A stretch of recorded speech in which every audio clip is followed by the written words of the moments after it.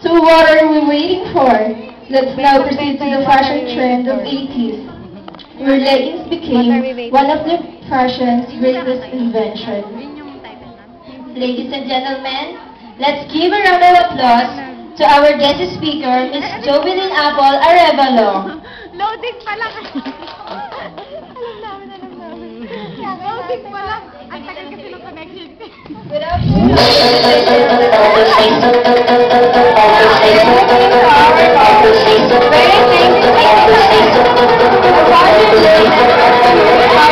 for our decade was the wide shoulder pairing with jumper. Wearing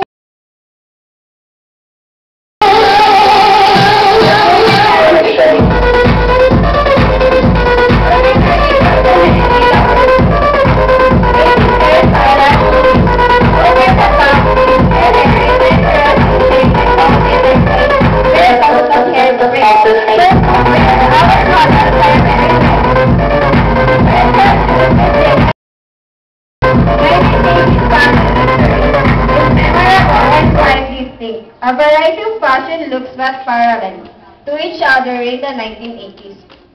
Women of this era began to feel they that really could at last choose from among the many contrasting looks available. Society was outrageous and not accepting for people different more than one other previous era. That's all. Thank you. Thank you, Ms. Jovelyn. And for the mid-80s, we have Miss Andy Presnilio.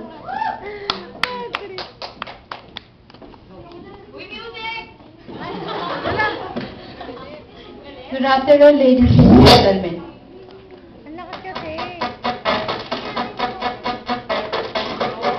What we are about to see is a revival of 1985 fashion.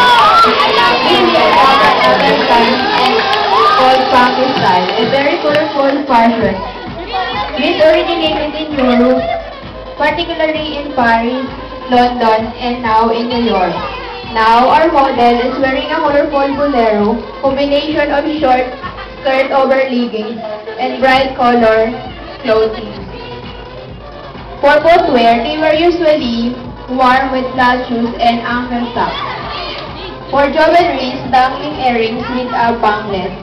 She had a popular platinum blonde hair and vivid makeup and light pink lips were very fashionable for winter women. Funky style from America, particularly in Europe, New York, is a kind of funky fashion we Filipino adapted. Once again, ladies and gentlemen, a funky style fashion in 1985. Thank you. Thank you, Miss Andy. I know some of you guys got an imagination of your parents wearing these clothes in their younger years, right? But now we're getting close to the fashion trend of our generation. But before that, let's take a side first from the fashion trend from 90s. Ladies and gentlemen, let's give a big hand to our guest speaker, Miss Joanne Castillo. Early 90s, fashion was characterized by fluorescent colored clothing and grunge. The famous designer labels in this year were Armani, Gucci, Converse, and many more. We are now looking at our model showcasing an all-out clothing fashion of the 90th century. She is wearing a dazzling yellow turtleneck paired with a dark skinny jeans designed by Armani.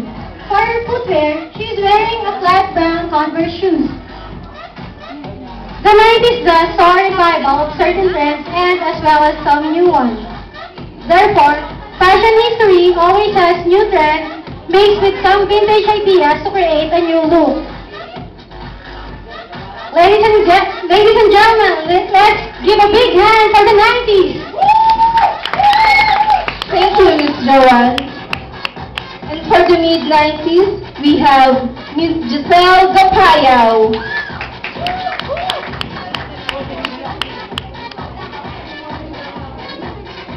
Good afternoon. In the name of fashion, it turns every lifestyle. Now, let me introduce to you Mr. Kiko, who is wearing a hip-hop outfit. Hip-hop fashion was originated in the United States, where Kiko Los Angeles, Orlando, San Francisco, among others, with an African-American induced in late 1995. Tommy Hilfiger was one of the most prominent brands in 1995 in sportswear, though Calvin Klein, Nautica, and DKNY. Paul Kelly was the first to seize the trend of breaking hip-hop with fashion. Hip-hop outfits include body pants, t-shirts, big belts, big jackets, and with an open style. Their hairstyle was natural haircut and bald. As we all know, even at this present time, we can see a lot of youth, especially here in the Philippines, wearing hip-hop outfits. We later accepted this kind of outfit was originated in a foreign country. That's all. Thank you. Thank you, Ms. Giselle. And of course, last but not the least, the decade of our fashion, the 2000s. Let's not take it too long anymore. Let's now call in our guest speaker, Ms. Ilona Jean Remular. Every year, fashion changes, but it will come back again after several years. Like this semi-elephant pants and hanging blouse she's wearing. This was a fashion trend during 2000. This semi-elephant pants was made usually in polyester or cotton-less materials. It has sheer curves in all the right place with great stretch and then flares out just below the knee, giving that ultra-flattering look. It is perfectly matched to a hanging blouse that emphasizes the shape of your body, which makes a sexy and fresh look. It was usually used during summer. Thank you, Ms. Ilona. And for the mid-2000s, let's welcome Ms. Rachel Anau. Good afternoon, ladies and gentlemen. Filipino people are fashionable when it comes to their attire. Hanging up shorts with suspender are used in fashion in year 2004. It was traditionally as a method by which shirts are prevented from slipping down and held in place. Periodically, over a past few years, suspender may use prevent and statement for both men and women. Christina Aguilera used like this costume when she made a music video entitled Ain't No Other Man. The concept of the video is vintage. Everything she used all around her are the fashion in the past few years. The design is to perform a specific function. That function may be formed as holding up shirts. They stimulate the body to strengthen and to balance itself naturally. Good posture can be suspender, make the wearer look healthier and more confident. Suspender no longer just hold shorts. Suspender are worn for fashionable fun and to show support for a cause. Ladies and gentlemen, this is a hanging half shirt with suspender in year 2004. Thank you. 2004. Thank you, Ms. Rachel. And now, for the early 2010s, we have our guest speaker, Mr. Edison San Jose.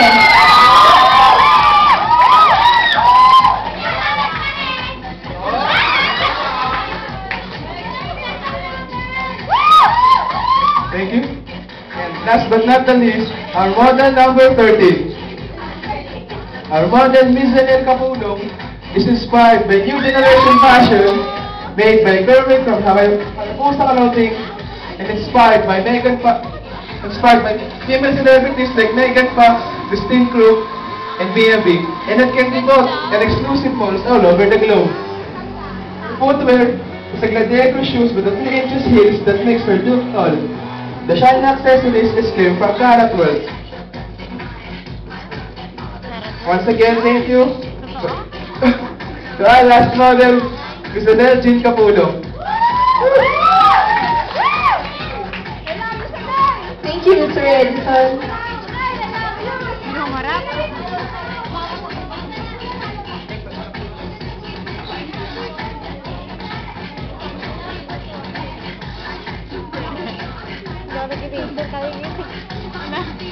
Nag-picture ako. Okay? Hindi, katawan. Consistent kitty niya. Siyempre, benta sa dito eh. And once again, our models. Good evening, ladies and gentlemen. Drag queens, take your mark. The dance floor is now open.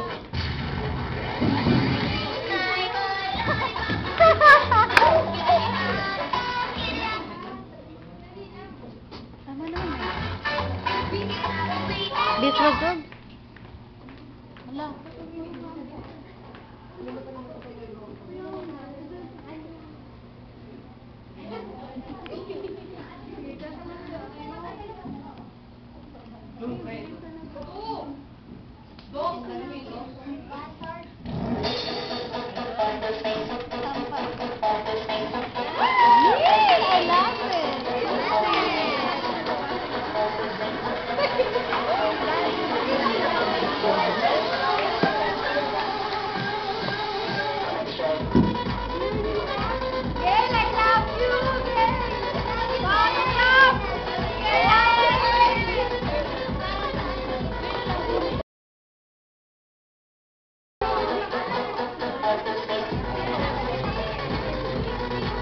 Ay, sumasali ang MC? MC, sumasali?